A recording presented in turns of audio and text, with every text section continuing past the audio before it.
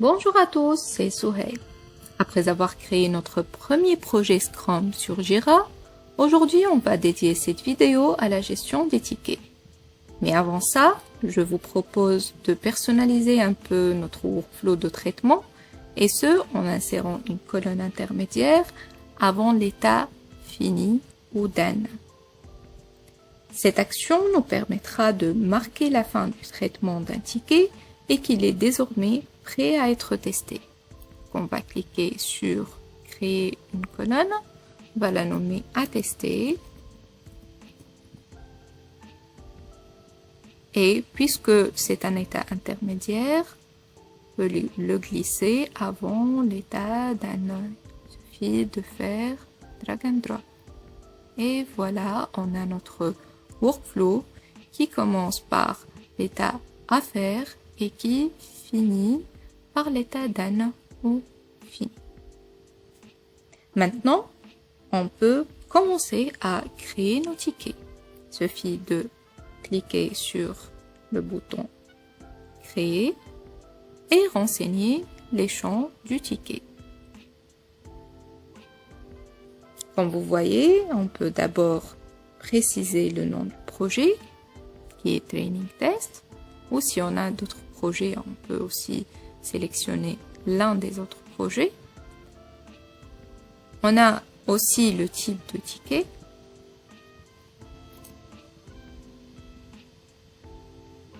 En fait, les types standards de tickets sont Epic, Story, Bug, Tâche et Sous-tâche. Ces types peuvent être personnalisés à l'aide d'une configuration adaptée.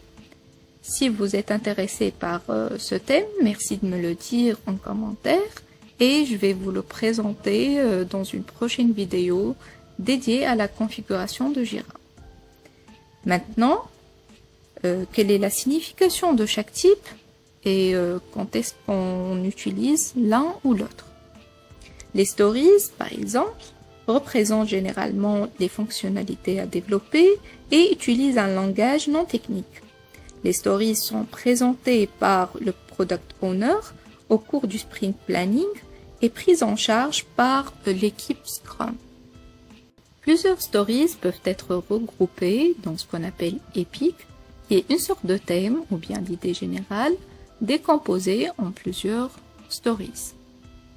Une story peut à son tour être décomposée en tâches ou sous-tâches qui sont généralement d'ordre technique.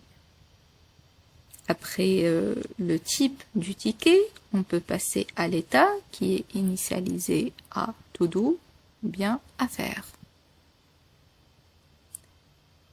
Passons maintenant au résumé qui représente le titre du ticket.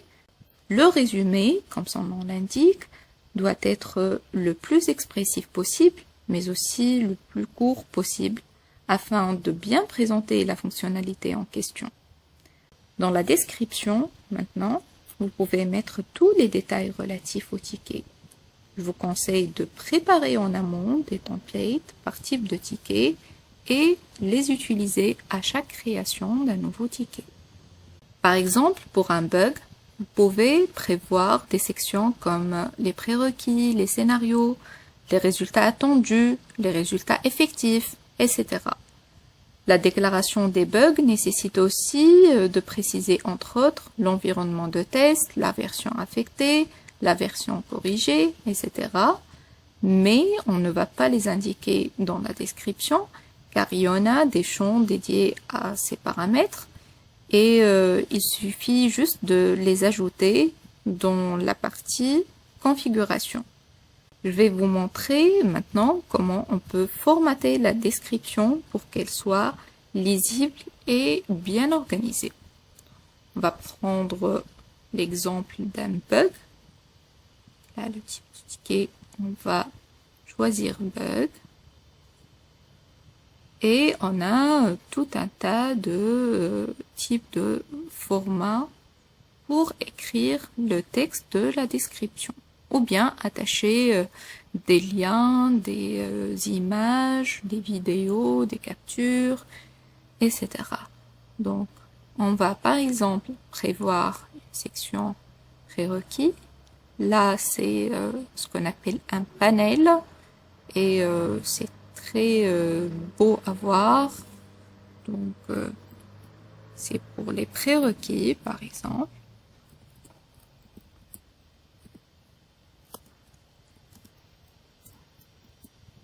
Donc, on peut lister les prérequis.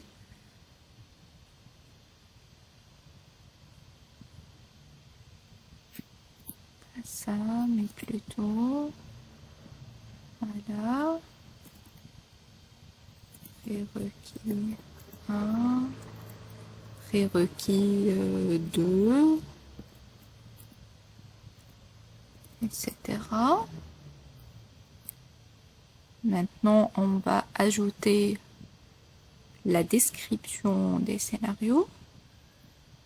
Par exemple, on peut changer le format d'information à note.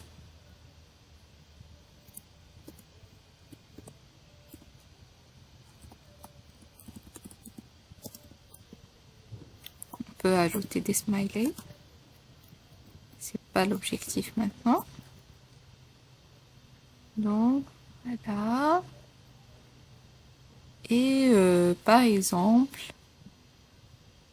on peut décrire, on garde note, on peut décrire le résultat attendu.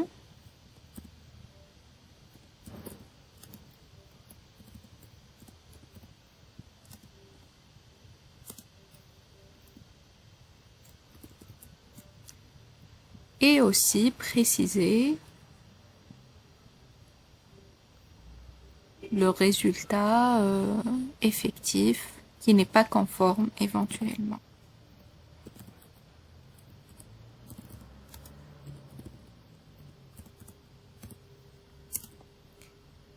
Et bien évidemment, on doit dire pourquoi c'est pas conforme et on doit le prouver.